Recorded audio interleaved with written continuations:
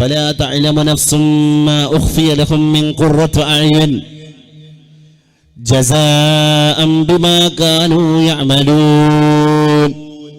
ഖുദ്സിയായ ഹദീസിലൂടെ അല്ലാഹുവിന്റെ റസൂൽ നമ്മളെ ബോധ്യപ്പെടുത്താൻ അല്ലാഹ് പറഞ്ഞു അത്രേ, അഅദത്തു ലി ഇബാദി അൽ മുഅ്മിനീൻ, എൻ്റെ സത്യവിശ്വാസികളായ ആളുകൾക്ക്, അടിമകൾക്ക് ഞാൻ തയ്യാറാക്കിയിരിക്കുകയാണ് ആ സ്വർഗലോകത്ത്. എല്ലാം പണിത് കഴിഞ്ഞിട്ട് അത് ആ നിർമ്മാണങ്ങളൊക്കെ പൂർത്തിയായിട്ടുണ്ട്. ഇനി അള്ളാഹ്ക്ക് അഡീഷണലായിട്ട് അവിടെ ഒന്നും ആഡ് ചെയ്യാനില്ല, എല്ലാം നമ്മളെ കാത്തിരിക്കാൻ. അഅദത്തു ലി ഇബാദി അൽ മുഅ്മിനീൻ, എൻ്റെ സത്യവിശ്വാസികളായ ജനങ്ങൾക്ക് വേണ്ടി ഞാൻ സജ്ജമാക്കിയിരിക്കുകയാണ്. മാല ഐനുൻ റഅത്, ഒരു കണ്ണുപോലും ഇതുവരെ കാണാത്ത കാഴ്ചകൾ. ഈ ലോകത്താണ് നമ്മളെല്ലാ വർണ്ണങ്ങളെയും കണ്ടുകൊണ്ടിരിക്കുന്നത്. ലോകത്ത് മഞ്ഞ് പെയ്തുകൊണ്ടിരിക്കുന്ന താഴ്വരകൾ, കശ്മീർ ആവട്ടെ, കുളു മണാലി ആവട്ടെ, ലോകത്ത് മഞ്ഞ് പെയ്തുകൊണ്ടിരിക്കുന്ന താഴ്വാരങ്ങളെ കാണുന്നത് ഈ ഭൗതിക ലോകത്ത് വെച്ചാണ്. വലിയ വലിയ മനോഹരമായ ശുദ്ധജല തടാകങ്ങളെ നമ്മൾ കാണാറുണ്ട്. നല്ല മനോഹരമായ പക്ഷിപ്പറവകളെ കാണാറുണ്ട്. മനോഹരമായ പച്ച പുതച്ച് ഒന്നിനു മുകളിൽ മറ്റൊന്നായി തലച്ചായ്ച്ച കിടക്കുന്ന പർവ്വതനിരകളെ നമ്മൾ കാണാറുണ്ട്. അതൊക്കെ ഭൂമിയുടെ ഭംഗിയാണ്. ആ ഭംഗികളെല്ലാം കണ്ടുപോയ മനുഷ്യ ആ ഭംഗികളെ മുഴുവൻ അപ്രസക്തമാക്കുന്ന രീതിയിൽ മാല ഐനൻ റഅത്, ഇതുവരെ ദുനിയാവിലെ ഒരു കണ്ണ് പോലും കാണാത്ത കാഴ്ചകളാണ് സ്വർഗത്തിൽ ഞാൻ എന്നെ വിശ്വസിക്കുന്ന മുഅ്മിനീങ്ങൾക്ക് വേണ്ടി സജ്ജമാക്കിയിരിക്കുന്നത്. വലാ ഉദുനുൻ സമയത്ത്, ഇതുവരെ ദുനിയാവിൽ വെച്ച് നിങ്ങൾ കേൾക്കാത്ത ശബ്ദങ്ങളാണ് സ്വർഗീയ ലോകത്ത് നിങ്ങളെ കാത്തിരിക്കുന്നത്. വലാ ഖതറ അലാ ഖൽബി ബശർ, ഇതുവരെ ഒരു മനുഷ്യന്റെ മനസ്സിലേക്ക് സങ്കല്പമായിട്ട് പോലും കടന്നു വരാത്ത കാര്യങ്ങളാണ് സ്വർഗത്തിൽ നമ്മൾ സംവിധാനിച്ചിരിക്കുന്നത് എന്ന് അല്ലാഹു സുബ്ഹാനഹു വ തആല സ്വർഗത്തെ പറ്റി പറയുകയാണ്. നബി സല്ലല്ലാഹു അലൈഹി വസല്ലം തങ്ങൾ സ്വഹാബത്തിന് സ്വർഗം ഇങ്ങനെ വിശദീകരിച്ചു കൊടുക്കുകയാണ്. അല്ലാഹുവിന്റെ റസൂൽ സ്വർഗത്തെ പറ്റി ചെറിയ ഉദാഹരണം പറഞ്ഞത് ഇങ്ങനെയാണ്. മൗളിഉ സൗത്തിൻ ഫിൽ ജന്ന, നിങ്ങൾ ഒട്ടകത്തെ തെളിക്കാൻ വേണ്ടി ഉപയോഗിച്ചു കൊണ്ടിരിക്കുന്ന ചാട്ടവാറുണ്ടല്ലോ, ആ ഒട്ടകത്തെ ഇങ്ങനെ തെളിച്ചു കൊണ്ടുപോകാൻ നിങ്ങൾ നിങ്ങളുടെ കയ്യിൽ കരുതുന്ന ചാട്ടവാറുണ്ടല്ലോ, മൗളിഉ സൗത്തിൻ ഫിൽ ജന്ന, ആ ചാട്ടവാറ് നമ്മൾ സ്വർഗത്തിൽ കൊണ്ടുപോയി ഇടുകയാണെങ്കിൽ ആ സ്വർഗത്തിൽ ചാട്ടവാറ് ഇട്ട സ്ഥലം എത്ര ചെറുതായിരിക്കും. ഒരു ചാട്ടവാറ് നിക്ഷേപിക്കുവാൻ സ്വർഗത്തിൽ എത്ര ചെറിയ സ്ഥലമാണ് വേണ്ടത്. ആ സ്വർഗത്തിലുള്ള സ്ഥലത്തിന്റെ പ്രത്യേകത നിങ്ങൾക്കറിയുമോ? ഖൈറും മിനദ് ദുനിയാ വമാ ഫീഹാ, ദുനിയാവിലുള്ള സകലമാന മുതലുകളേക്കാൾ, ദുനിയാവിലുള്ള സകലമാന സമ്പത്തുകളേക്കാൾ, ദുനിയാവിലുള്ള സകല സുഖങ്ങളെക്കാളും ഏറ്റവും ഖൈറാണ് നിങ്ങളെ ഒട്ടകത്തെ തെളിക്കുന്ന ചാട്ടവാറ് കടക്കാനുള്ള ഒരു സ്ഥലം. അത് സ്വർഗത്തിലാണ് എങ്കിൽ ആ സ്ഥലം ദുനിയാവിനേക്കാൾ മഹത്തരമാണെന്ന് നിങ്ങൾ മനസ്സിലാക്കണം. എന്നാൽ സ്വർഗത്തിലെ സ്ഥലത്തിന്റെ ദൈർഘ്യം എത്രയാണ്? നബിയെ, സ്വർഗത്തിലെ മരങ്ങളുണ്ടോ എന്ന് പരിശുദ്ധ സഹാബ ചോദിച്ചപ്പോ അല്ലാഹുവിന്റെ റസൂൽ മരത്തെപ്പറ്റി പറഞ്ഞു കൊടുത്തത് എന്താണ്? മാ ഫിൽ ജന്നത്തി ശജറത്തുൻ, സ്വർഗത്തിൽ ഒറ്റ മരം പോലുമില്ല. ഇല്ലാ സാഖുഹാ മിൻ ദഹബ്, അതിന്റെ തണ്ട്, ആ മരത്തിന്റെ പ്രധാന ഭാഗങ്ങൾ അത് സ്വർണ്ണ നിർമ്മിതമല്ലാത്ത ഒരു മരങ്ങളും സ്വർഗത്തിലില്ല. എല്ലാ മരങ്ങളിലും സ്വർണത്തിന്റെ അംശങ്ങളുണ്ട് എന്ന് സ്വർഗത്തിലെ മരത്തെപ്പറ്റി ചോദിച്ചപ്പോ സഹാബത്തിന് അല്ലാഹുവിന്റെ റസൂല് മറുപടി പറഞ്ഞു കൊടുക്കുകയാണ്.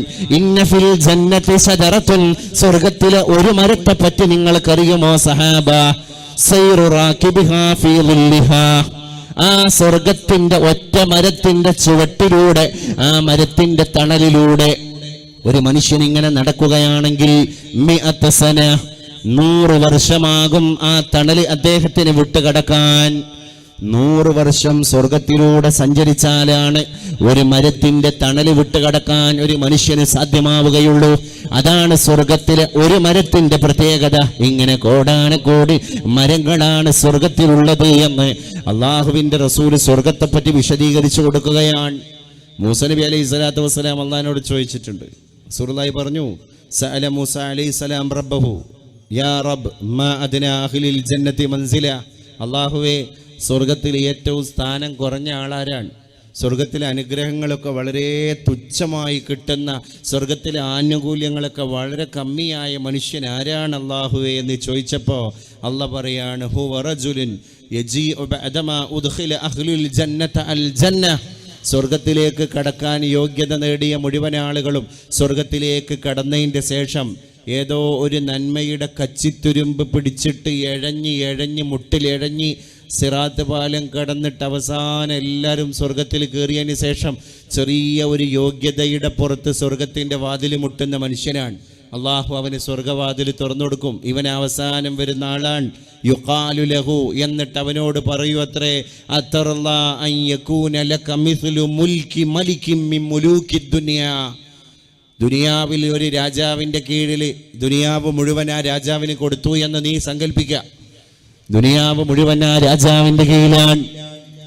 സുലൈമാൻ നബി അലൈഹി സ്വലാമിനെ പോലെ കരസേന തൻ്റെ കയ്യിലാണ്, നാവികസേന തൻ്റെ കയ്യിലാണ്, വ്യോമസേന തൻ്റെ കയ്യിലാണ്, ഇൻസും ജിന്നും തൻ്റെ കയ്യിലാണ്, സർവമാന നിധികളും തൻ്റെ കയ്യിലാണ്, പെട്രോളിയം ഉൽപ്പന്നം തൻ്റെ കയ്യിലാണ്, സമ്പത്തും സമുദ്രവും തൻ്റെ കയ്യിലാണ്, ആയുധങ്ങൾ തൻ്റെ കയ്യിലാണ്. അങ്ങനെ ദുനിയാവിൻ്റെ പ്രപഞ്ചാണ്ട കടാഹത്തിൻ്റെ ദുനിയാവിൻ്റെ സകലമാന അധികാരവും ഞാൻ പതിച്ചു നൽകിയ രാജാവിൻ്റെ സ്ഥാനം എത്രയാണോ ആ അധികാരം ഞാൻ നിനക്ക് നൽകട്ടെയോ സഹോദര എന്നാണ് സ്വർഗത്തിലെ ഏറ്റവും സ്ഥാനം കുറഞ്ഞ മനുഷ്യനോട് റബ്ബ് തആല ചോദിക്കുക എന്ന്. അതേ നൽകുന്ന തമ്പുരാൻ മൂസ നബിയാകുന്ന ചോദ്യകർത്താവിനോട് മറുപടി പറയുകയാണ്. മൂസ നബി അലൈഹി സ്വലാത്തു വസ്സലാമിൻ്റെ ചോദ്യത്തിന് അള്ളാഹ് കൊടുത്ത മറുപടി ഇതാണ് എന്നർത്ഥം. അപ്പോൾ സ്വർഗം എന്ത് എന്നുള്ളതിൻ്റെ ആദ്യത്തെ സ്റ്റെപ്പ് ഈ സ്വർഗത്തിലെ ഏറ്റവും ചെറിയ അനുഗ്രഹത്തെ മനസ്സിലാക്കാൻ പഠിക്കുക എന്നുള്ളതാണ്. കാരണം വലിയ അനുഗ്രഹങ്ങളിലേക്ക് അത് നമ്മൾ ബിയോണ്ട് എക്സ്പെക്ടേഷൻ, നമ്മുടെ മുഴുവൻ ധാരണകളുടെയും അപ്പുറത്താണ്. കാരണം മാല ഐനുൻ റഅസ്, അതൊരു കണ്ണും കണ്ടിട്ടില്ല, വല ഉദുനുൻ സമയത്ത്, ഒരു കാതും കേട്ടിട്ടില്ല, വമാ ഖതറ അലാ ഖൽബി ബശർ, ഒരു മനുഷ്യൻ്റെ മനസ്സിലേക്കും ഈ സങ്കല്പത്തിൽ പോലും സ്വർഗത്തിൻ്റെ അനുഭൂതി വന്നിട്ടില്ല എന്നാണ്. നമ്മൾ എത്ര സ്വർഗത്തെപ്പറ്റി പറഞ്ഞാലും സങ്കല്പത്തിൽ പോലും വന്നിട്ടില്ല. സ്വർഗത്തിലെ കല്ലും മണ്ണും നബിതങ്ങൾ വിശദീകരിച്ചു കൊടുത്തിട്ടുണ്ട് സഹാബത്തിന്. യാ റസൂലല്ലാഹ് ഖബിർനാ അനിൽ ജന്നതി മാ ബിനാഉഹാ, നബിയെ സ്വർഗത്തിലെ എടുപ്പുകൾ എങ്ങനെയാണ്, സ്വർഗത്തിലെ ഭൂമി, സ്വർഗത്തിലെ മണ്ണ് എങ്ങനെയാണ്? ഖാല, അല്ലാഹുവിൻ്റെ റസൂല് പറയുകയാണ്, ലബിനത്തും മിൻ ദഹബ്, സ്വർഗത്തിലെ മണ്ണിൽ നിർമ്മിക്കപ്പെടുന്ന ബിനാ കെട്ടിടങ്ങൾ എങ്ങനെയാണ്? അത് സ്വർണ്ണ നിർമ്മിതമായ ഇഷ്ടികകളെ കൊണ്ടാണ്. വലബിനത്തും മിൻ ഫിദ്ദ, അല്ലെങ്കിൽ വെള്ളി കൊണ്ട് നിർമ്മിക്കപ്പെട്ട ഇഷ്ടിക കട്ടകളെ കൊണ്ടാണ്. വമിലാത്തുഹാ അൽ മിസ്കി, കെട്ടിടം നിർമ്മിക്കുമ്പോൾ ആ ഇഷ്ടികകൾക്കിടയിൽ സിമന്റ് പോലെ നമ്മൾ പൂശുന്ന ഈ പൂശാൻ ഉപയോഗിക്കുന്ന ചേരുവ അൽ മിസ്ക്, അത് സുഗന്ധമാണ് സഹാബ, അത് കസ്തൂരിയാണ് സഹാബ.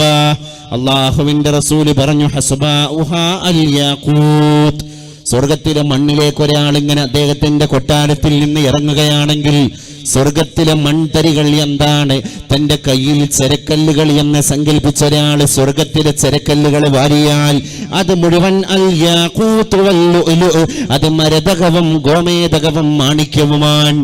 നവരത്നങ്ങളുടെ കൂട്ടത്തിൽപ്പെട്ട രത്നങ്ങളാണ് സ്വർഗത്തിലെ കല്ലുകൾ എന്ന് പരിശുദ്ധ റസൂൽ.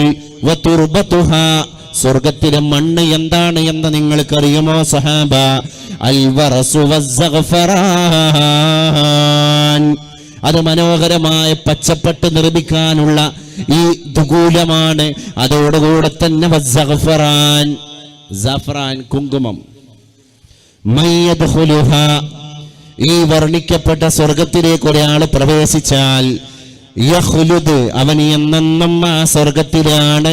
ലാ യമൂത്, അവന് പിന്നെ മരണില്ല. ഒറ്റയ്ക്കിരിക്കുമ്പോൾ നമ്മൾ ചിന്തിക്കണം സ്വർഗത്തിൻ്റെ അനന്തതയെ പറ്റി. നമുക്കിവിടെ അമാർ ഉമ്മത്തി ബൈന സിത്തീന വസബൈൻ, ബിറ്റ്വീൻ 60 and 70, ഓൾമോസ്റ്റ് അതിൻ്റെ എബോ വരാ, അതിൻ്റെ ബിലോ വരാ, എന്നാലും ആവറേജ് ബൈന സിത്തീന വസബൈൻ, 60-70 ഇടയിലാണ്. അപ്പോൾ നമ്മളിങ്ങനെ മുന്നിലൊരു കട്ട് ഓഫ് ഉണ്ട്, ഒരു മൈൽ സ്റ്റോൺ ഉണ്ട്. അതിങ്ങനെ ഉള്ളത് കൊണ്ടാണ് നമ്മൾ ഓരോ ജീവിതവും നമ്മളിങ്ങനെ കാണുന്നത്. പക്ഷെ സ്വർഗത്തിൽ അതില്ല. മരണം എന്ന് പറയുന്നൊരു ലിമിറ്റേഷൻ പീരീഡ് നമ്മൾ മുമ്പ് വെച്ചിട്ടില്ല. മയ്യദ്ഖുലുഹ, സ്വർഗത്തിൽ ഒരാൾക്ക് എൻട്രി കിട്ടിയാൽ യഖ്ലുദു, അവൻ ഖാലിദാൻ, എറ്റേണിറ്റിയുടെ ലോകത്താണ്, അവൻ എന്നും അവിടെയാണ്. ലാ യമൂത്, അവന് മരണമില്ല. മരണമില്ല എന്ന് മാത്രമല്ല, വലാ യുബ്ലാ ശബാബുഹും, എല്ലാവർക്കും 33 വയസ്സാണ്. ആ വയസ്സ് ഒരല്പം പോലും പിന്നിടുകയുമില്ല. അവരുടെ യൗവനം ഒരിക്കലും നാമാവശേഷമാകൂല. വലാ തുഹറഖു സിയാബുഹും, അവരുടെ വസ്ത്രങ്ങൾക്ക് പോലും കേട് സംഭവിക്കൂല. പരിശുദ്ധ റസൂൽ പറഞ്ഞു കൊടുത്തു ഏതൊക്കെ സ്വർഗങ്ങളാണുള്ളത്. ആകെ 7 സ്വർഗങ്ങളെ പറ്റിയാണ് നബി തങ്ങൾ പരിചയപ്പെടുത്തി കൊടുത്തത്. ദാറുൽ ഖുൽദ്, ദാറുസ്സലാം, ജന്നത്തു അദ്ൻ, ജന്നത്തുൽ മഅവ, ജന്നത്തുൽ ഖുൽദ്, ജന്നത്തുൽ ഫിർദൗസ്, ജന്നത്തുൻ നഈം. ഈ 7 സ്വർഗങ്ങളാണ് ആകെയുള്ള സ്വർഗങ്ങൾ. അതിൽ ഏറ്റവും പ്രധാനപ്പെട്ട സ്വർഗം ഏതാണ് നബിയെ? ഈ 7 സ്വർഗങ്ങളിൽ ഏറ്റവും സൗകര്യങ്ങളുള്ള. അപ്പം നമ്മൾ തന്നെ ഓരോ ഫെസിലിറ്റീസ് തിരഞ്ഞെടുക്കുന്ന സമയത്ത് വിദേശികളൊക്കെ നമ്മുടെ നാട്ടിലേക്ക് വരികയാണെങ്കിൽ അവർ ഡെസ്റ്റിനേഷൻ ഗൂഗിളിൽ സെർച്ച് ചെയ്യും.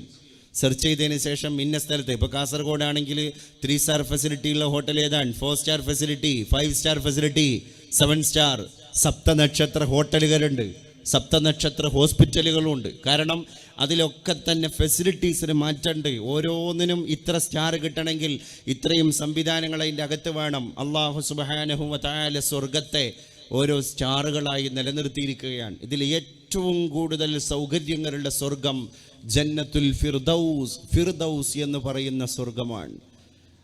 മഹാനായൊരു സഹാബി ഹാരിസ റളിയല്ലാഹു അൻഹു, ബദറിൽ ഷഹീദായ സഹാബിയാണ്.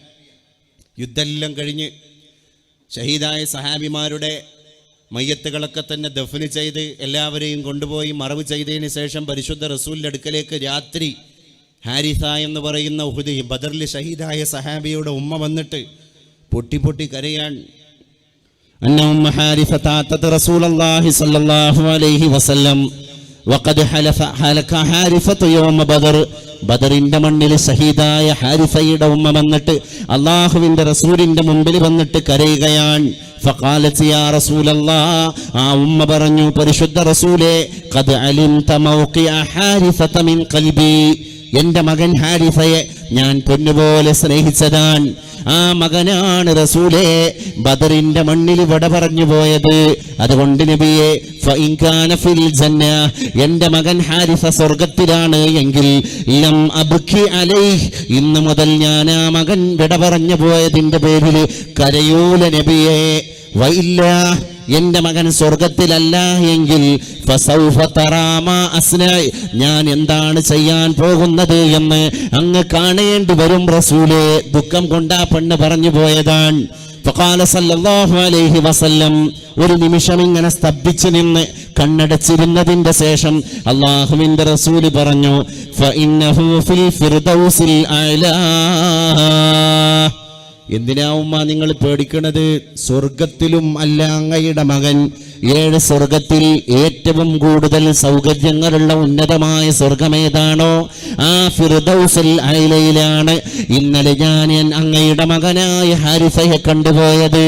അങ്ങേക്ക് ദുഃഖിക്കേണ്ട കാര്യമില്ല. ആ മാതാവ് പറഞ്ഞു, സമാധാനമായി നബിയേ, ഇന്നു മുതൽ ഞാൻ കരയുന്ന പ്രശ്നമില്ല നബിയേ. ഇത് ജീവിതത്തെ മുന്നിൽ കണ്ടുപോയ ആത്മവീര്യത്തിൻ്റെ പ്രതിഫലനമാണ്. അവിടെയും നബിതങ്ങൾ മകൻ വിട പറഞ്ഞു പോയൊരു മാതാവിന് പരിചയപ്പെടുത്തി കൊടുക്കുന്നത് മകൻ സ്വർഗത്തിലെത്തിയ സ്വർഗത്തെ പറ്റിയാണ് എന്നുള്ളത് കൂടി നമ്മൾ മനസ്സിലാക്കണം. അതുകൊണ്ട് സ്വർഗം മഹത്തരമാണ്. സ്വർഗത്തിലെ ഓരോ കാര്യങ്ങളും സഹാബത്തിന് ഭയങ്കര ക്യൂരിയോസിറ്റി ഉണ്ടായത് സ്വർഗത്തെ പറഞ്ഞപ്പോഴാണ്. അതിലുണ്ട് മന്ദിരി തോട്ടവും റുമ്മാനോ, രസമുള്ളതാ കദളിപ്പഴം തിന്നാനോ, യതൂഫു അലൈഹിം ബിൽദാനും മുഖല്ലദൂൻ ബിഅക്വാബിൻ വഅബാരീഖ വകഅസിൻ മിൻ മഈൻ. സ്വർഗീയ ആ അനുയായികൾക്ക് സ്വർഗത്തിലെ മക്കൾ ഭക്ഷണം വിതരണം ചെയ്യുന്നതിൻ്റെ രംഗം അല്ലാഹു സുബ്ഹാനഹു വ തആല ഖുർആനിൽ യതൂഫു അലൈഹിം ബിൽദാനും മുഖല്ലദൂൻ, ചെറിയ മക്കൾ നല്ല വെള്ളിത്തളികയിൽ സ്വർണ്ണത്തളികയിൽ മനോഹരമായ പവിഴത്തളികയിൽ ഭക്ഷണങ്ങൾ കൊണ്ടുവരുന്ന രംഗം പോലും പരിശുദ്ധ ഖുർആൻ പറഞ്ഞിട്ടുണ്ട്. റസൂലുള്ളാഹി തങ്ങളോട് ചോദിച്ചു, അഖ്ബിർനാ അൻ സിയാബി അഹ്ലിൽ ജന്ന, സ്വർഗത്തിലെ ആളുകൾ ധരിക്കുന്ന വസ്ത്രത്തെ പറ്റി എന്താണ് പരിശുദ്ധ റസൂലേ അങ്ങേക്ക് ഞങ്ങളോട് പറഞ്ഞു തരാറുള്ളത്? ഖൽഖൻ തുഖ്ലഖ്, അം നസ്ജൻ തുൻസജ്, അത് മനുഷ്യനിർമ്മിതമാണോ, അവിടുന്ന് മനുഷ്യരിങ്ങനെ കൈകൊണ്ട് നെയ്തുണ്ടാക്കുന്നതാണോ, അതല്ല മറ്റെന്തെങ്കിലും സംവിധാനങ്ങളിലൂടെ നെയ്യപ്പെടുന്നതാണോ? കുറച്ചാളുകൾ ഫളഹിക ബഅദുൽ ഖൗം, ഒരു സഹാബി ഇത് ചോദിക്കുമ്പോൾ അല്പാളുകൾ ചിരിച്ചു. എന്തിനാണ് സഹോദര അങ്ങനെ ചോദിക്കുന്നത്? ഫഖാല സല്ലല്ലാഹു അലൈഹി വസല്ലം, അപ്പോൾ നബി തങ്ങൾ പറഞ്ഞു, മിമ്മ തൽഹഖൂൻ, സ്വർഗത്തെപ്പറ്റി അറിയാൻ താല്പര്യമുള്ള ഒരു മനുഷ്യൻ സ്വർഗത്തിലെ വസ്ത്രത്തെപ്പറ്റി ചോദിച്ചതിൽ പിന്നെ എന്തിനാണ് സഹോദരങ്ങളെ നിങ്ങൾ ചിരിക്കുന്നത്? സ്വർഗത്തിലെ ഓരോന്നും അറിയാൻ താല്പര്യമുള്ളവർ ആ ഓരോന്നിനെ പറ്റിയും ചോദിക്കും എന്നുള്ളത് സ്വാഭാവികമാണ്. പിന്നെ എന്തിനാണ് മിമ്മ തൽഹഖൂൻ, എന്തിനാണ് ഒരാൾ അങ്ങനെ ചോദിച്ചതിന്റെ പേരിൽ നിങ്ങൾ ചിരിക്കുന്നത് എന്ന് പരിശുദ്ധ റസൂൽ അവരെ വിമർശിച്ചുകൊണ്ട് മറുപടി പറയുകയാണ്. സുമ്മ ഖാല, പിന്നെ നബി തങ്ങൾ പറഞ്ഞു, ഐന സാഇൽ, ആരാണ് സഹോദരങ്ങളെ ഇത് ചോദിച്ചത്? ഫഖാല, അപ്പോൾ ഈ ചോദ്യകർത്താവായ സ്വഹാബി പറഞ്ഞു, അനയാ റസൂലല്ലാഹ്, ഞാനാണ് റസൂലേ. അപ്പോൾ നബി തങ്ങൾ പറയുകയാണ്, മിനിസ്തബറഖ്, അത് പച്ചപ്പട്ട് കൊണ്ട് സ്വർഗത്തിലെ ഹൂറുല്യങ്ങൾ നിന്റെ അടുക്കലേക്ക് കൊണ്ടുവരുന്നതാണ്. മിനിസ്തബറഖ്, ഖുർആൻ പറഞ്ഞു പോയ പച്ചപ്പട്ടിലൂടെ നിങ്ങൾക്ക് നിർമ്മിക്കപ്പെടുന്ന വസ്ത്രങ്ങളാണ്.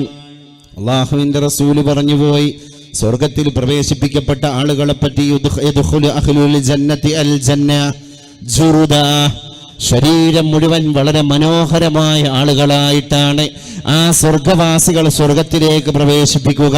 മുകഹ്ഹലിഹീൻ, എല്ലാവരും സുർമ അണിഞ്ഞവരായിട്ടാണ് സ്വർഗത്തിലേക്ക് കടക്കുക. ഫീ ഖൽഖി ആദം, ആദം നബി അലൈഹിസ്സലാത്തു വസ്സലാമിന്റെ ശരീരപ്രകൃതിയായിരിക്കും സ്വർഗത്തിലെല്ലാ മനുഷ്യർക്കും അല്ലാഹു കൊടുക്കുക.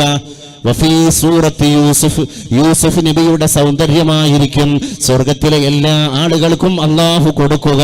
വഫീ ഖൽബി അയ്യൂബ്, അല്ലാഹുവിന്റെ പ്രവാചകന്മാരുടെ കൂട്ടത്തിൽ ക്ഷമയുടെ പാരാവാരമായ സഹനത്തിന്റെ പ്രതീകമായ അയ്യൂബ് നബി അലൈഹിസ്സലാത്തു വസ്സലാമിന്റെ ഹൃദയമായിരിക്കും സ്വർഗനിവാസികൾക്ക് മുഴുവൻ അല്ലാഹു നൽകുക. അതുകൊണ്ട് തന്നെ ലാ തബാഉല ബൈനഹും, അവർക്കിടയിൽ പോരില്ല, അവർക്കിടയിൽ കുശുമ്പില്ല, അവർക്കിടയിൽ കുന്നായ്മയില്ല, അവർക്കിടയിൽ അസൂയയില്ല, അവർക്കിടയിൽ വാക്കുതർക്കങ്ങളില്ല. എന്തുകൊണ്ട്? അസുഖം വന്നിട്ട് ശരീരമാസകലം രോഗം ബാധിച്ച് തന്റെ ഭാര്യന്മാര് പോലും തന്നെ ഉപേക്ഷിച്ചു പോയപ്പോഴും മന്ദസ്മിതം തൂകി അല്ലാഹുവേ എന്റെ രോഗം എന്ന് പോലും പരാതി പറയാൻ മുന്നോട്ട് വരാതെ അല്ലാഹുവിന്റെ മാർഗത്തിൽ ക്ഷമിച്ചുപോയ ഒരു പ്രവാചകനായിരുന്നു സയ്യിദുന അയ്യൂബ് അലൈഹിസ്സലാം. അതുകൊണ്ട് സ്വർഗവാസികൾ മുഴുവൻ ഫീ ഖൽബി അയ്യൂബ്, അയ്യൂബ് നബിയുടെ ശരീരം ഹൃദയത്തോടു കൂടെ ആയിരിക്കും. അയ്യൂബ് നബിയുടെ ഹൃദയത്തിലായിരിക്കും പറഞ്ഞാൽ ഫീ ഖൽബി റജുലിൻ വാഹിദ്. പണ്ഡിതന്മാരതിനെ വിശദീകരിക്കുകയാണ്, ഒറ്റ മനസ്സോടുകൂടെ ആയിരിക്കും ആളുകൾ ജീവിക്കുക സ്വർഗത്തിൽ. അതിനുള്ളൊരു ആംബിയൻസ് അല്ലാഹു തആല നൽകുന്നതാണ്. അതുപോലെ തന്നെ അബ്നാഉ സലാസിൻ വസലാസീൻ, എല്ലാവരും 33കാരായിരിക്കും. അപ്പോഴാണ് ഒരു സഹാബി ചോദിച്ചത്, നബിയെ എല്ലാവരും ഓരോന്ന് ചോദിച്ചു. ചിലവർ വസ്ത്രത്തെപ്പറ്റി ചോദിച്ചു, ചില ആളുകൾ പ്രായം ചോദിച്ചു, ചില ആളുകൾ സ്വർഗത്തിലെ മണ്ണ് ചോദിച്ചു, ചില ആളുകൾ സ്വർഗത്തിലെ ബിൽഡിങ്ങുകൾ എടുപ്പുകൾ ചോദിച്ചു, മറ്റൊരാൾ സ്വർഗത്തിലെ മരത്തെപ്പറ്റി ചോദിച്ചു. ഓരോന്ന് ചോദിക്കുമ്പോൾ എനിക്ക് ചോദിക്കാനുള്ളത് സ്വർഗത്തിലെ സന്താനലബ്ധി എങ്ങനെയാണ്? അദ്ദേഹത്തിന്റെ ചോദ്യത്തിന് മറുപടി കൊടുത്തിട്ട് അല്ലാഹുവിന്റെ റസൂൽ പറഞ്ഞു, ഇദസ്തഹൽ മുഅ്മിനു അൽ വലദ ഫിൽ ജന്ന കാന ഹംലുഹു വവളഉഹു ഫി സഅത്തിൻ വാഹിദ. ഒരാൾ സന്താനം വേണം എന്ന് സ്വർഗത്തിൽ ആഗ്രഹിച്ചു പോയാൽ അവന്റെ സഹധർമ്മിണി ഗർഭധാരണം നടത്തുന്നതും പ്രസവം നടത്തുന്നതും ഒറ്റ നിമിഷത്തിലായിരിക്കും.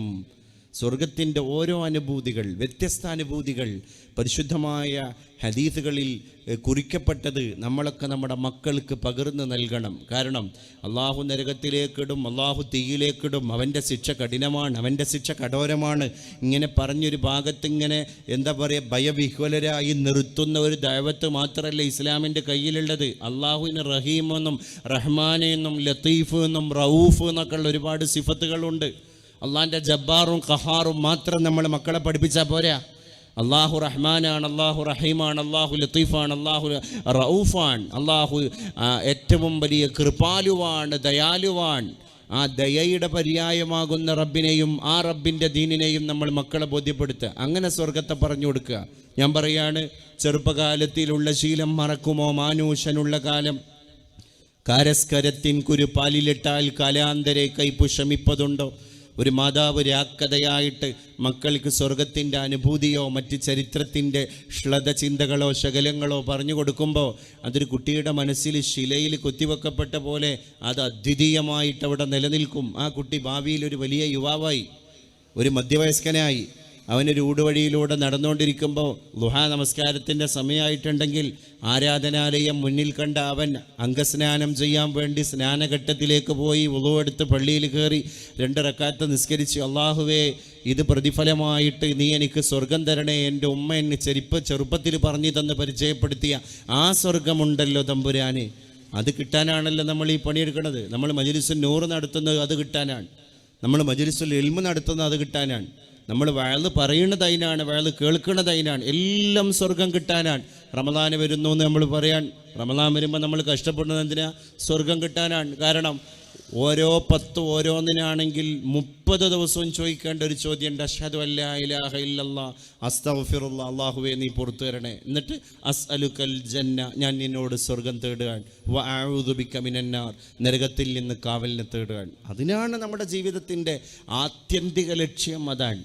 അപ്പോൾ ഏറ്റവും പ്രധാനപ്പെട്ട ഒരു ലക്ഷ്യം മുന്നിൽ കണ്ടിട്ടുള്ളൊരു പ്രയാണമാണിത്. ലക്ഷ്യസ്ഥാനത്തേക്ക് നമ്മൾ എത്താതെ പ്രയാണം അവസാനിക്കൂല. അത് മക്കളെ ബോധ്യപ്പെടുത്തുക. മക്കളെ, ഈ പ്രയാണത്തിൻ്റെ ഇടയിലുള്ള ഒരു പ്ലേ ഗ്രൗണ്ടിൽ, ഒരു ഡ്രാമ നടന്നുകൊണ്ടിരിക്കുന്ന ഒരു വേദിയിൽ, അതിൽ വിദൂഷകനുണ്ടാകും, അതിൽ ഹാസ്യ കഥാപാത്രം ഉണ്ടാകും, അതിൽ സംവിധായകനുണ്ടാകും, അതിൽ പ്രധാന അഭിനേതാവ് ഉണ്ടാകും, അഭിനേത്രി ഉണ്ടാകും, അതിൽ പുതിയ പുതിയ പുതിയ പുതിയ വിദൂഷകന്മാർ, കോമാളി വേഷങ്ങളൊക്കെ ഉണ്ടാകും. മക്കളെ, ലൈഫ് ഈസ് എ ഡ്രാമ. ഈ നാടകമാകുന്ന ലോകത്തിൻ്റെ ഇടയിലൂടെ ആ കളിയിലൊന്നും പെടാതെ നിങ്ങൾ രക്ഷപ്പെടണം, അപ്പുറത്തേക്ക് എത്തണം. വർണ്ണങ്ങളുടെ ഒരു ലോകത്താണ് നമ്മൾ ജീവിക്കുന്നത്. നമ്മളെ മക്കൾ പ്രത്യേകിച്ചു ഈ സോഷ്യൽ മീഡിയ തരംഗമൊക്കെ എത്രമേൽ നമ്മളെ മക്കളെ ദീനിൽ നിന്ന് അകറ്റി നിർത്തി. നിങ്ങളൊന്ന് ആലോചിച്ച് നോക്ക്. ഇപ്പം ഈ പഴംപുരാണങ്ങളായിരിക്കുന്ന ഈ രാക്കഥകൾ മെനഞ്ഞെടുക്കാൻ പുതിയ ഈ ന്യൂ ജനറേഷൻ പ്രൊഡക്റ്റായ മാതാവിന് കഴിയണില്ല. കാരണം മാതാവിൻ്റെ കയ്യിലിരിപ്പ് ഇത്തരം ചരിത്രങ്ങളുടെ കയ്യിലിരിപ്പല്ലാത്തത് കൊണ്ട് എങ്ങനെ തൻ്റെ കുട്ടിയെ മോട്ടിവേറ്റ് ചെയ്യും? അതുകൊണ്ട് മാതാവിനത് പറഞ്ഞു കൊടുക്കാൻ കഴിയണില്ല, നിസ്സഹായയാണ്. പിന്നെ ഉണ്ടായിരുന്നത്, നിങ്ങളൊന്ന് ആലോചിച്ച് നോക്ക്, മതപണ്ഡിതൻ എന്ന് പറഞ്ഞാൽ അന്ന് കാരണവന്മാർ വരെ മതപണ്ഡിതന്മാരാണ്. മലബാർ മേഖലയിലൊക്കെ 10 കിതാബ് ഓതാത്ത നാടന്മാരില്ല. നമുക്ക് കൈമോശം വന്നുപോയ ചൈതന്യങ്ങളുടെ കുറവാണ് പ്രധാന പ്രതിസന്ധിയുടെ ഹേതുകം എന്ന് നമ്മൾ മനസ്സിലാക്കണം. പച്ചവിരിച്ച പാടശേഖരത്തിലേക്ക് ഒരു ചാലുമുണ്ടെടുത്തിട്ട് മലപ്പുറം ജില്ലയിലൊക്കെ നമ്മുടെ പഴമക്കാർ പറയുന്നത് കേൾക്കാം. ഒരു ചാലുമുണ്ടെടുത്തിട്ട് കൈലിമുണ്ടെടുത്തിട്ട് പച്ചവിരിച്ച പാടശേഖരത്തിലേക്ക് 2 പശുക്കളുടെ കാളയുടെ കഴുത്തിൽ കരികെട്ടി കലപ്പ കെട്ടിയിട്ട് പാടശേഖരം ഇങ്ങനെ ഉഴുതുമറിച്ചു കൊണ്ടിരിക്കുന്ന നാടനായ കർഷകന്റെ മുമ്പിലേക്ക്, ഒരു നാടനായ മനുഷ്യന്റെ മുമ്പിലേക്ക്, മലപ്പുറത്തെ കാക്കാന്റെ മുമ്പിലേക്ക് ഒരു കുട്ടി ഇങ്ങനെ തൂക്കപാത്രത്തിൽ വെള്ളം പിടിച്ചിട്ട് ഓടി വരികയാണ്. ഇക്കാക്ക, നമ്മുടെ മോൾക്ക് പാമ്പ് കൊത്തിയിരിക്കുകയാണ്, നമ്മുടെ വീട്ടിലെ ഏട്ടത്തിക്ക് പാമ്പ് കൊത്തിയിരിക്കുകയാണ്. അതുകൊണ്ട് സർപ്പദംസനം ഏറ്റുപോയ എൻ്റെ പ്രിയപ്പെട്ട സഹോദരിയുടെ ശരീരത്തിൽ നിന്ന് വിഷാംശം നീങ്ങിപ്പോവാൻ ഞാൻ ഈ കൊണ്ടുവന്ന പച്ചവെള്ളം നിറച്ച തൂക്കപാത്രത്തിലെ വെള്ളത്തിലേക്ക് മന്ത്രിച്ചൂതിത്തരണം എന്ന് പാടവരമ്പത്തിലൂടെ ഓടിവന്ന പെൺകുട്ടി പറയുകയാണ്. ഈ മനുഷ്യൻ പശുവിന്റെ കഴുത്തിലുണ്ടായിരുന്ന കലപ്പ നിലത്ത് വെച്ചിട്ട് പാടത്തിന്റെ വരമ്പത്തെ ചേറ് പുതച്ചുപോയ ശരീരം പേറി കടന്നു വന്നിട്ട് തൂക്കുപാത്രത്തിന്റെ മൂടി തുറന്നിട്ട് ഫാത്തിമയും അതുപോലെ തന്നെ ഇസ്തിഗ്ഫാറിന്റെ ദുആവും ശിഫാഉൽ അംറാദും എല്ലാം ചൊല്ലി മന്ത്രിച്ചൂതിയിട്ട് ഈ പെൺകുട്ടി പാമ്പിന്റെ ദംസനമേറ്റ് കിടക്കുന്ന തന്റെ സഹോദരിക്ക് ഈ നാടനായ കർഷകൻ മന്ത്രിച്ചു കൊടുത്തുപോയ തൂക്കുപാത്രത്തിലെ വെള്ളം കൊടുത്തിട്ട് അത് കുടിച്ചതിന്റെ പേരിൽ സർപ്പദംസനത്തിൽ നിന്ന് രക്ഷപ്പെട്ട് വിഷം തീണ്ടിയ ശരീരത്തിൽ നിന്ന് വിഷം പമ്പ കടന്നുപോയതിന്റെ ചരിത്രം മലപ്പുറം ജില്ലയിലെ നാടനായ കർഷകന്റെ ചരിത്രമാണ്. എന്തുകൊണ്ട്? ആ നാടനായ സഹോദരനും പള്ളിയിൽ പോയാണ്ട് 10 കിതാബ് ഓതിയിരുന്നു. 10 കിതാബ് ഓതിയെന്ന് മാത്രമല്ല, ഒരു അസർ എന്ന് പറയില്ലേ, ഈ പ്രതിഫലനം നാക്കിലും വാക്കിലും എല്ലാം ഉണ്ടായിരുന്നു. നമ്മൾ അവിടുന്ന് ഇങ്ങനെ ഒരു ഒരു ഒരു ഒരു പ്രയാണം ആരംഭിച്ച് പോയി പോയി പോയി പോയി പുതിയ പുതിയ സാങ്കേതിക വിദ്യയുടെ തലതൊട്ടപ്പന്മാരായി. ഇപ്പം നമുക്ക് വിവര സാങ്കേതിക വിദ്യയിലും വ്യാവസായിക വിപ്ലവത്തിലൊക്കെ തന്നെ വലിയ പുരോഗതി കൈവരിക്കാനൊക്കെ സാധ്യമായി എന്നുള്ളത് നേരാണ്. പക്ഷെ ഒരർത്ഥത്തിൽ നമ്മളെ സത്വബോധത്തെ പറ്റി ഒന്ന് ചിന്തിച്ചു നോക്ക്. നമ്മളെ പ്രതിസന്ധികളുടെ കാരണം ഏതാണ്? എന്തെങ്കിലും ഒരു അസുഖം ഉണ്ടാകുമ്പോൾ നമ്മൾ പറയാണ് അത് കുഴപ്പമില്ല, നമുക്ക് അടുത്ത ഹോസ്പിറ്റലിലേക്ക് പോകാം, രാജ്യത്തെ അല്ലെങ്കിൽ സൂപ്പർ സ്പെഷ്യാലിറ്റി ഹോസ്പിറ്റലിൽ പോകാം, ഇന്ന ഹോസ്പിറ്റലിൽ നമുക്ക് പരിചയമുള്ളൊരു ഡോക്ടറുണ്ട്, അല്ലെങ്കിൽ നമുക്ക് പരിചയമുള്ളൊരു ഒരു ഒരു അതിൻ്റെ ഒരു മാനേജറുണ്ട്. നമ്മൾ അങ്ങനെ പറഞ്ഞിട്ട് സമാധാനിക്കുകയാണ്. അത് കുഴപ്പമില്ല, അടുത്ത ചെക്കപ്പ് ചെയ്യാം, അല്ലെങ്കിൽ ഇവിടെ ഇല്ലെങ്കിൽ കോയമ്പത്തൂർ അതിൻ്റെ ചെക്കപ്പ് ഉണ്ട്. നമ്മൾ ഓരോന്നിനും ഓരോ കാരണങ്ങളും സമാധാനങ്ങളും ആശ്വാസങ്ങളും സ്വയം കണ്ടെത്തി അങ്ങനെ സമാധാനിക്കുന്നൊരു തരത്തിലേക്ക് കാര്യങ്ങൾ പോയി. നമ്മുടെ വീടിൻ്റെ പൂമുഖവാതിൽ തുറന്നിട്ട് നേരത്തെ ഉസ്താദ് പറഞ്ഞ ഹദ്ദാദ് റാത്തിബിനെയും മാലമൗലൂദുകളെയൊക്കെ പടിയടച്ച് പിണ്ടം വെച്ച് നിങ്ങൾ പൊയ്ക്കോളൂ എന്ന് പറഞ്ഞാണ്ട് സോഷ്യൽ മീഡിയയിലൂടെ വാട്സപ്പിനെയും ഫേസ്ബുക്കിനെയും യൂട്യൂബിനെയും ഇൻസ്റ്റഗ്രാമിനെയും എല്ലാവരെയും നമ്മളെ വീട്ടിൻ്റെ ഉള്ളിലേക്ക് ഇങ്ങനെ ക്ഷണിച്ചു. ഇപ്പം സ്വാഭാവികമായിട്ടും നമ്മൾ പുതിയ ഒരു തരംഗങ്ങളുടെ ലോകത്താണ്. ഇതൊന്നും വേണ്ടെന്നല്ല, ഇത്തരം കാര്യങ്ങൾ ഇല്ലാതൊരു മനുഷ്യനെ സംബന്ധിച്ചിടത്തോളം ജീവിക്കലും പ്രയാസമാണ്. കാരണം പുതിയ ലോകമാണ്. പക്ഷേ അത് തന്നെ ലൈഫ് സ്റ്റൈലായി കഴിഞ്ഞാൽ വലിയ പ്രശ്നമല്ലേ? നമ്മളെ ജീവിതത്തിൽ നമുക്ക് വേറൊരു ലക്ഷ്യം ഉണ്ടാവില്ല, പ്രത്യേകിച്ച് സഹോദരിമാരൊക്കെ. അതുകൊണ്ടാണ് അള്ളാഹിൻ്റെ റസൂല് പറഞ്ഞത്, നിങ്ങൾ ഒഴിവ് സമയത്ത് വല്ലാതെ പേടിക്കണം. ഒഴിവ് സമയം ഉണ്ടാവും ചെയ്യുക, മാത്രമല്ല ഒഴിവ് സമയം ഉണ്ടാവുന്നതിൻ്റെ കൂടെ സോഷ്യൽ മീഡിയയുടെ സംവിധാനങ്ങൾ മുഴുവൻ കയ്യിൽ കിട്ടുകയും ചെയ്യാം. ഏത് ലോകത്തേക്ക് ഒരു പാസ്പോർട്ട് ഇല്ലാതെ, വിസ ഇല്ലാതെ, എമിഗ്രേഷൻ ക്ലിയറൻസ് ഇല്ലാതെ യുവാക്കന്മാർക്ക് കയറിപ്പോകാനുള്ള ആജീവനാന്ത ലൈസൻസിൻ്റെ പേരാണ് 3G 4G 5G 6G എന്നൊക്കെ പറയുന്ന ഈ വലിയ വലിയ സംവിധാനങ്ങൾ. ഇത് വലിയൊരു പരീക്ഷണമാണ്. ഒരു മുഅ്മിനായ മനുഷ്യൻ അള്ളാഹു കൊടുക്കുന്ന ഏറ്റവും വലിയ പരീക്ഷണം. ഇന്ന് കൈക്കാട് തന്നാണ്ട് പറയാണ്, ഇതിൻ്റെ നേരായ വിനിമയം, ഇതിൻ്റെ തെറ്റായ വിനിമയം. അൽ യൗമ നഖ്തിമു അലാ അഫ്വാഹിഹിം വതുകല്ലിമുനാ അയ്ദീഹിം വതശ്ഹദു അർജുലുഹും ബിമാ കാനൂ യക്സിബൂൻ. അൽ യൗം, ഇതൊക്കെ നിങ്ങളെ കയ്യിൽ തന്നിട്ട് നാളത് ചുരുട്ടിക്കൂട്ടി നിങ്ങളെൻ്റെ മുമ്പിലേക്ക് വരും. ആ വൻ സഭയിൽ വെച്ച് ഞാനാകുന്ന സുപ്രീം കോടതിയിലെ ചീഫ് ജസ്റ്റിസ് നിങ്ങളോട് കോടാനക്കോടി ജനങ്ങളുടെ മുമ്പിൽ വെച്ച് ചോദിക്കും, സഹോദര, നിനക്ക് സ്മാർട്ട് ഫോൺ തന്നു, നിനക്ക് സോഷ്യൽ മീഡിയ തന്നു, നിനക്ക് അത്യാധുനിക സംവിധാനങ്ങൾ തന്നു. അതിൻ്റെ അകത്തും നന്മയുണ്ട്, അതിൻ്റെ അകത്തും തിന്മയുണ്ട്, അതിൻ്റെ അകത്തും ശ്ലീലമുണ്ട്, അതിൻ്റെ അകത്തും അശ്ലീലമുണ്ട്, എല്ലാമുണ്ട്. ശ്ലീലം ആയതും അല്ലാത്തതും എല്ലാമുണ്ട്. ഇതൊക്കെ പഠിപ്പിച്ചു തന്ന റബ്ബ് അൽ യൗമ നഖ്തിമു അലാ അഫ്വാഹിഹിം. ഇനി ഷട്ടപ്പ്, ഇനി നാവ് കൊണ്ട് സംസാരിക്കാൻ പാടില്ല, ഇനി അധരം ചലിപ്പിക്കാൻ പാടില്ല. അതുകൊണ്ട് 2 ചുണ്ടുകൾക്കും സീല് വെക്കപ്പെട്ടു. വതുകല്ലിമുന, നമ്മൾ സംസാരിപ്പിക്കുന്നതാണ് ഐദീഹിം, അവരുടെ കൈകളെ കൊണ്ട്. കാരണം തംസപ്പ് നടക്കുന്നത് കയ്യിലാണ്, ലെഫ്റ്റ് അടിക്കുന്നത് കൈകൊണ്ടാണ്, റിമൂവ് ചെയ്യുന്നത് കൈകൊണ്ടാണ്, പുതിയ ആളെ ആഡ് ചെയ്യുന്നത് കൈകൊണ്ടാണ്. 252 മെമ്പേഴ്സുള്ള ഒരു വാട്സപ്പ് ഗ്രൂപ്പിൽ എടാ ഇന്നാലിന്ന ആൾ ഇന്നാലിന്ന വിഭാഗക്കാരനാണെന്ന് പറഞ്ഞാണ്ട് പുതിയ പുതിയ ഭിന്നതകൾ ഉണ്ടാക്കുന്നത് വോയിസ് ക്ലിപ്പ് അയച്ചിട്ടാണെങ്കിൽ അതിന് വിരലമർത്തുന്നതും കൈ കൊണ്ടാണ്. ഒരാൾക്ക് എതിരെ മെസ്സേജുകൾ ഉണ്ടാക്കുന്നത്, ടൈപ്പ് ചെയ്യുന്നത് കൈ കൊണ്ടാണ്. ഒരാൾക്കെതിരെ വന്ന മെസ്സേജിനെ പേസ്റ്റ് ചെയ്യുന്നത് കൈ കൊണ്ടാണ്, ഷെയർ ചെയ്യുന്നത് കൈ കൊണ്ടാണ്. വതുകല്ലിമുനാ അയ്ദീഹിം, ആ ജനങ്ങളുടെ കൈകൾ അന്ന് സംസാരിക്കും.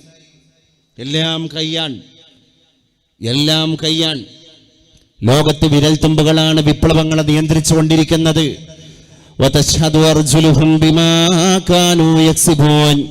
അവരുടെ കാലുകൾ സാക്ഷി പറയുന്ന ദിവസം കടന്നു വരുന്നതാണ് എന്ന് പരിശുദ്ധവാനായ തമ്പുരാൻ അള്ളാഹു നമ്മളെ ബോധ്യപ്പെടുത്തിയ സത്യമാണിത്. ആ സത്യത്തിലേക്ക് നമ്മളിങ്ങനെ നടന്നുകൊണ്ടിരിക്കുകയാണ്. ഇതൊരു പ്രയാണാണ്.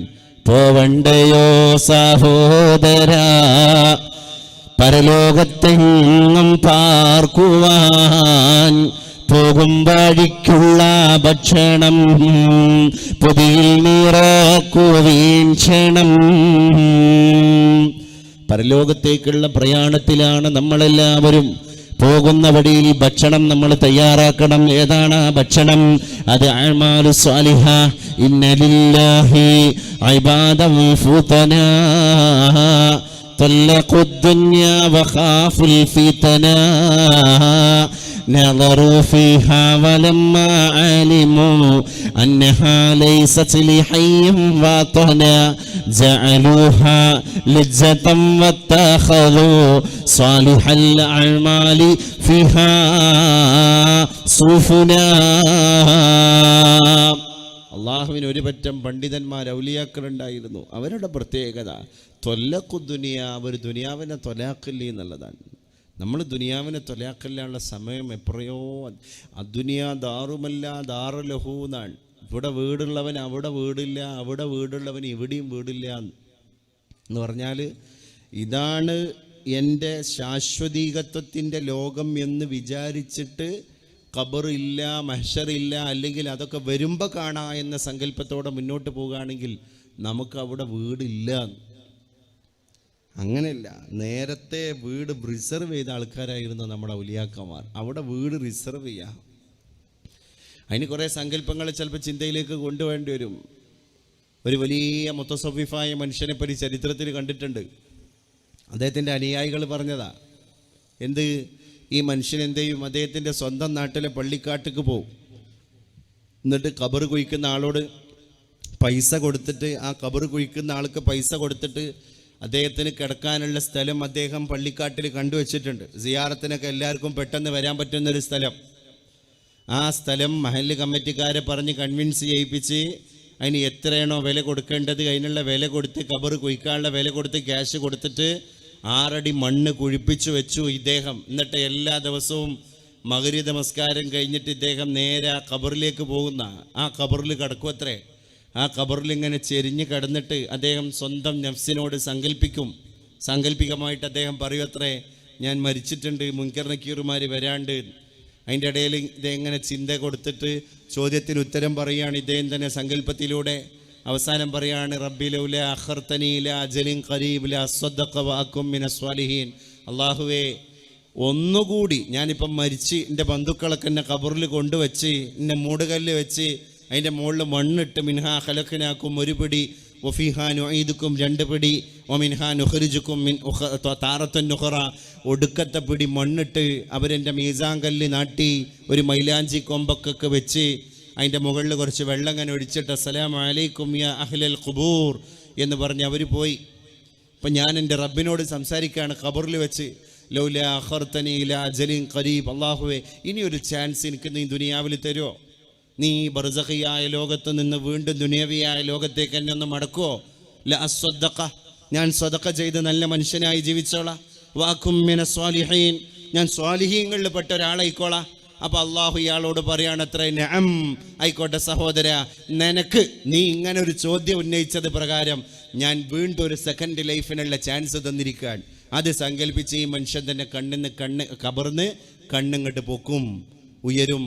എന്നിട്ട് ആ ഇരുട്ടിൻ്റെ മറവിൽ ഖബറിൽ പിടിച്ച് കയറി അദ്ദേഹം വീട്ടിലേക്ക് പോകും. ആ ചിന്ത മനുഷ്യൻ്റെ ഉള്ളിൽ ഉണ്ടാക്കി കൊടുത്ത പരിവർത്തനം. അതാണ് ഹാസിബു അൻഫുസകും ഖബ്ല അൻ തുഹാസബു. വേറുള്ള ആളുകൾ വന്നാണ്ട് നമ്മളെ ക്വസ്റ്റ്യൻ ചെയ്യുന്നതിൻ്റെ മുമ്പ് നമ്മളെ നഫ്സിനൊന്ന് ക്വസ്റ്റ്യൻ ചെയ്ത് നോക്ക്. മുഹാസബത്തുൻ നഫ്സ് എന്നുള്ളത് തസവുഫിൻ്റെ ഒരു കലയാണല്ലോ. ഒരു ദിവസം സ്വന്തം സഹധർമ്മിണി പോലും അറിയാതെ വാതിലാണ്ട് അടച്ചിട്ടിട്ട് നമ്മുടെ നഫ്സിനോട് നമ്മൾ ചില ചോദ്യങ്ങൾ ഇങ്ങനെ ചോദിച്ചു നോക്കി. ജനങ്ങൾ ചിന്തിക്കുന്നതിൻ്റെ മുമ്പ് നമ്മളെപ്പറ്റി നമുക്ക് പലതും ചിന്തിക്കാനുള്ളൊരു അവസരമാണത്.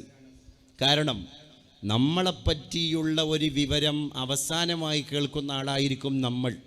കാരണം ജനങ്ങളിലൊക്കെ എത്തിയതിന് ശേഷമായിരിക്കും നമ്മളെ പറ്റിയിട്ടുള്ള ഒരു നെഗറ്റീവ് ന്യൂസ്, ഒരു ബാഡ് ന്യൂസ്, ഒരു റിമാർക്കബിളായ ഒരു റിപ്പോർട്ട് നമ്മളൊക്കെ അതിലേക്ക് എത്തുക. അതുകൊണ്ട് നമ്മളെ പറ്റിയിട്ടുള്ള ഒരു നെഗറ്റീവ് ഇമ്പാക്റ്റ് ഉണ്ടാക്കുന്ന രീതിയിലുള്ളൊരു ന്യൂസ് അവസാനം കേൾക്കുന്ന ആളായിരിക്കും നമ്മൾ. അതിനുള്ള ഏറ്റവും വലിയ പരിഹാരം ഹാസിബു അൻഫുസകും ഖബ്ല അൻ തുഹാസബു. ഈ ജനങ്ങളൊക്കെ ക്വസ്റ്റ്യൻ ചെയ്യുന്നതിൻ്റെ മുമ്പ് സ്വന്തം നഫ്സിനോട് മുജാഹദ നടത്തുക, മുഹാസബ നടത്തുക. അതാണ് ഏറ്റവും വലിയ യുദ്ധം എന്ന് പറഞ്ഞു. അതിന് ആയുധം വേണ്ട. അത് മനുഷ്യനുണ്ടാക്കുന്ന പരിവർത്തനം എത്രയാണ്, അതൊരു മനുഷ്യൻ്റെ മനസ്സിൽ ഉണ്ടാക്കിയെടുക്കുന്ന വിപ്ലവങ്ങൾ എത്രയാണ്. അതുകൊണ്ടല്ലോ മനസ്സുമായിട്ടാണല്ലോ നമ്മുടെ റബ്ബായിട്ടുള്ള ബന്ധം, കാട്ടിക്കൂട്ടലല്ലല്ലോ, മനസ്സായിട്ടുള്ള ബന്ധമാണ്. മനസ്സുകൊണ്ട് ഹജ്ജ് ചെയ്ത മനുഷ്യന്മാരുണ്ട്. ചെരുപ്പ് കുത്തിയുടെ ഹജ്ജിൻ്റെ കഥ പറയുന്നുണ്ട്. പൈസ എല്ലാം ഉണ്ടാക്കി അവസാനം ഹജ്ജിന് നടന്നു പോകാൻ. അപ്പോഴാണ് ഒരു ചത്ത പ്രാവിൻ്റെ ശവം വിശപ്പ് കൊണ്ട് തിന്നുന്ന ഒരു കുഞ്ഞിനെ കണ്ടത്. ഈ മനുഷ്യൻ ചോദിച്ചു, അത്രേ ഇത് ഹജ്ജ് ചെയ്യാൻ വേണ്ടി ഈട്ടിക്കൂട്ടിയ ഈ സമ്പാദ്യം മുഴുവൻ ഈ ചത്തപ്രാവിൻ്റെ ശവം തിന്നുപോയ ഈ കുഞ്ഞിനും കുഞ്ഞിൻ്റെ കുടുംബത്തിനും കൊടുത്തിട്ട്, അള്ളാഹുവേ ഇത് കണ്ടിട്ട് ഹജ്ജ് ചെയ്യൽ നീതിയല്ല എന്ന് മനസ്സിലാക്കിയിട്ടാണ് ഞാൻ ഈ കുടുംബത്തിന് ഹജ്ജിന് വേണ്ടി ഈട്ടിക്കൂട്ടിയ ധനം മുഴുവൻ സമാഹരിച്ചു കൊടുത്തത് എന്ന് അള്ളാഹുവിനോട് മറുപടി പറഞ്ഞു പോയ ഹജ്ജിന് വേണ്ടി പുറപ്പെട്ട മനുഷ്യനെ പറ്റി അള്ളാഹു പറഞ്ഞു, അദ്ദേഹം ഹജ്ജ് നേരത്തെ ചെയ്ത് വീട്ടിലേക്ക് മടങ്ങി എന്ന്. എന്തുകൊണ്ട് ഈ മനുഷ്യൻ എങ്ങനെ ഹജ്ജ് കിട്ടി? ഈ മനുഷ്യൻ്റെ ഹജ്ജ് എങ്ങനെ ഹജ്ജായി? അതുകൊണ്ട് അതൊക്കെ ഹജ്ജ് എന്നുള്ള വാക്ക് എന്നതല്ലേ, അള്ളാഹുവിൻ്റെ മാർഗത്തിലുള്ള ത്യാഗമാണ്. ഇതൊക്കെ ഇതൊരു കരുതലാണ്. ഇസ്ലാം എപ്പോഴും മനസ്സുമായി മന്ത്രിച്ചുകൊണ്ടിരിക്കുന്നൊരു പ്രസ്ഥാനമാണ്. മനസ്സിൽ ആത്മാർത്ഥതയില്ലേ, നമ്മളെ പ്രവൃത്തി കൊണ്ട് യാതൊരു ഫലവുമില്ല. മനസ്സാണ് എല്ലാ കാര്യങ്ങളെയും നിയന്ത്രിച്ചുകൊണ്ടിരിക്കുന്നത്, മനസ്സാണ്. ആ മനസ്സിനെ പാകപ്പെടുത്തിയെടുക്കുന്നതിലൂടെ നമ്മൾ പരിവർത്തിതരാകും എന്നാണ് അല്ലാഹു തആല നമ്മളോട് പറഞ്ഞത്. ആ പരിശുദ്ധ റബ്ബിലേക്ക് ദീനിയായ മാർഗത്തിലൂടെ മടങ്ങാനും അങ്ങനെ ഒരു പരിവർത്തനം നമുക്കിടയിൽ ഉണ്ടാക്കിയെടുക്കാനും. ഇപ്പം ഞാൻ പറയാണ്, ഇപ്പോൾ അൽഹംദുലില്ലാ നമ്മളെ കുട്ടികളൊക്കെ തന്നെ എക്സാമിലേക്ക് കടക്കുകയാണ്. അവർ റിവിഷൻ്റെ അപ്പുറത്തുള്ള റിവിഷനും എല്ലാം നടത്തിക്കൊണ്ടിരിക്കുകയാണ്. പരീക്ഷ പേടി കുട്ടികൾക്കുണ്ട്, അതുപോലെ തന്നെ പരീക്ഷയുടെ സമ്മർദ്ദമുണ്ട്, പരീക്ഷയുടെ തിരക്കുകളുണ്ട്. അവരുടെ സിലബസൊക്കെ വളരെ ഹാർഡാണ്, എല്ലാം നമുക്കറിയാം, മതമേഖലയിലും ഭൗതിക മേഖലയിലും. എന്നിട്ട് നമ്മളെ കുട്ടികൾ ഇപ്പോൾ കഷ്ടപ്പെട്ട് പഠിക്കുന്നുണ്ട്. അതുകൊണ്ട് അവർക്ക് പഠിക്കാനുള്ളൊരു ആംബിയൻസ് നമ്മൾ ക്രിയേറ്റ് ചെയ്ത് കൊടുക്കണം. അതിന് സ്വസ്ഥമായ സ്വച്ഛന്തമായ ഒരു അന്തരീക്ഷം നമ്മൾ ഉണ്ടാക്കി കൊടുക്കണം. കൂടെ നമ്മളെ മക്കൾക്ക് വേണ്ടി നമ്മൾ പ്രാർത്ഥിക്കണം, മക്കളോട് പ്രാർത്ഥിക്കാൻ വേണ്ടി പറയും വേണം. ഇതൊരു മെഡിറ്റേഷനാണ്. മനസ്സ് എത്രമാത്രം പാകാവുണ്ടോ അതിനനുസരിച്ച് നമ്മളെ ശരീരം പാകാവും. അപ്പോഴാണ് നമ്മളെ കുട്ടികൾക്ക് എക്സാം ശരിക്കും പെർഫോം ചെയ്യാൻ കഴിയുള്ളൂ. ഏത് കാര്യത്തിലും മനസ്സാണ്. അതുകൊണ്ടാണ് അള്ളാഹുവിനോട് നബി തങ്ങൾ പറഞ്ഞു, എല്ലാം നിയ്യത്തുമലാണ്. മെഡിറ്റേഷൻ പോലും